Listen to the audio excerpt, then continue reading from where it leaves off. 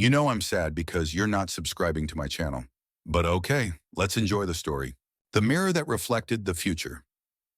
The village of Jua long ago, in the heart of the great savannah, there was a village called Jua, where the people lived in harmony with nature.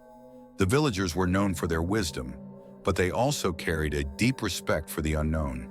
At the center of Jua stood the great hut, where the village elders gathered to discuss important matters. One day, a wandering merchant arrived in the village, carrying an object wrapped in thick cloth. He was a tall man with piercing eyes, and his clothes were woven with gold thread, marking him as someone who had traveled far. "I bring something that no eye has seen before," the merchant announced. "A mirror that does not reflect the present, but the future." The villagers murmured among themselves. They had seen many wonders: talking drums, enchanted masks, even a river that could sing, but never a mirror that could show what was yet to come. The gift of the mirror. The merchant unwrapped the mirror, revealing a glass so clear that it seemed as if one could step right through it. The elders, curious but cautious, invited the merchant to their council hut.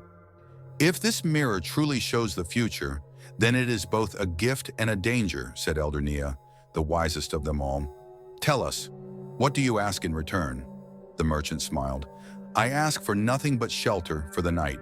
The mirror belongs to the village now. Use it wisely." And with that, he vanished the next morning, leaving behind only the mysterious mirror. The first visions. At first, the village used the mirror sparingly. The healer looked into it to see who would fall sick so she could prepare medicine in advance. The hunters peered into it to know where to find the best game. The farmers used it to predict the weather. But soon curiosity turned into obsession. One by one, the villagers came with their own questions. A young woman asked if she would find love. A boy asked if he would grow strong. A jealous man asked if his rival would succeed. The mirror answered them all, sometimes with joy, sometimes with sorrow. Then came the blacksmith, Django, who asked the most dangerous question of all. "When will I die?" The mirror, which had never lied before, showed him an image, his own lifeless body lying beneath the great baobab tree in 3 days' time. Fear spread like wildfire. Django, terrified of his fate, refused to leave his home. But as the third day came, a great storm shook the village, and lightning struck the baobab tree. The impact sent heavy branches crashing onto his hut, and just as the mirror had foretold, Django was found beneath the tree, lifeless. The curse of knowledge. The villagers, once fascinated by the mirror, now feared it. Some wanted to destroy it, believing it to be cursed.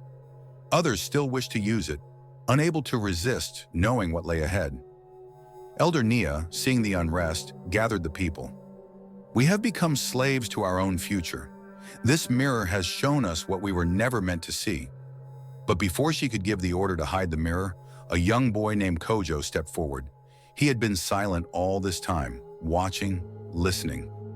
"Why must we look into a mirror to see the future?" Kojo asked. "Is it not written in the stars, in the earth, in our own hearts? The mirror does not change what will be. It only distracts us from living." The villagers fell silent. Kojo's words rang true. The mirror had taken away their trust in the natural flow of life. That night, Elder Nia and Kojo carried the mirror deep into the forest, where the trees whispered and the rivers sang.